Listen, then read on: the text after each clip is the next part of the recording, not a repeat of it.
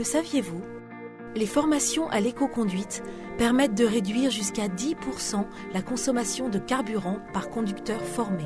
L'éco-conduite, c'est évidemment un poste qui peut être économique pour l'entreprise, mais il est économique sous plusieurs aspects. Il est économique dans la non-consommation de carburant et il est aussi très économique en termes de sinistralité, puisqu'on associe l'éco-conduite à la conduite sécuritaire. Donc l'objectif est double. On diminue le risque sur la route en diminuant nos consommations. Au niveau des formations éco-conduite, je dirais que c'est assez simple et je dirais très connu dans notre métier. Il y a une formation dite en salle avec un nombre de conducteurs, je dirais multiple, qui peut être une dizaine de conducteurs pour dire que ça reste cohérent. Et ensuite, ces mêmes conducteurs auront fait une conduite de 4 heures. Donc chacun leur tour, ils sont repris avec un formateur la conduite, avec des doubles analyses, une analyse de départ, une critique et une analyse de fin pour pouvoir comparer.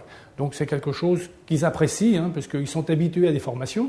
Nos conducteurs ont des formations FCO, c'est-à-dire au niveau de la sécurité, et une formation éco-conduite est un peu l'accompagnement de ces formations qu'on a tous les 5 ans. Les objectifs que nous nous sommes fixés sont clairement identifiés, c'est de former l'intégralité de nos chauffeurs d'ici la fin de cette année. D'ici la fin 2010, tous les chauffeurs doivent avoir participé à une session d'éco-conduite.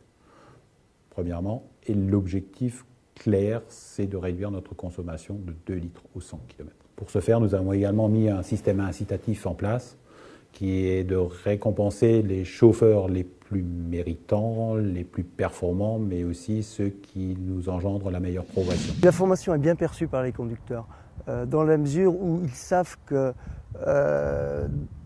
dès qu'ils commencent leur formation, ce sera pour améliorer leurs conditions, pour améliorer leur savoir-faire. Et ça, je crois que c'est quelque chose d'important.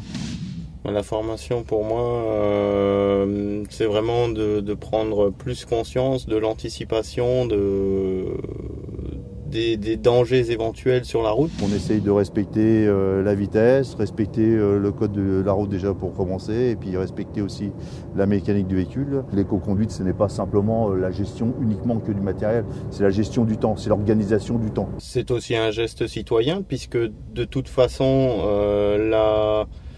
l'éco-conduite, même en voiture, on peut le pratiquer et ça nous permet aussi d'économiser avec la voiture. Et moi, c'est vrai que je le fais avec la voiture, y compris avec le camion, mais c'est vrai qu'on se rend compte qu'on consomme moins, donc on pollue moins. Donc effectivement, pour l'environnement, ça fera du bien.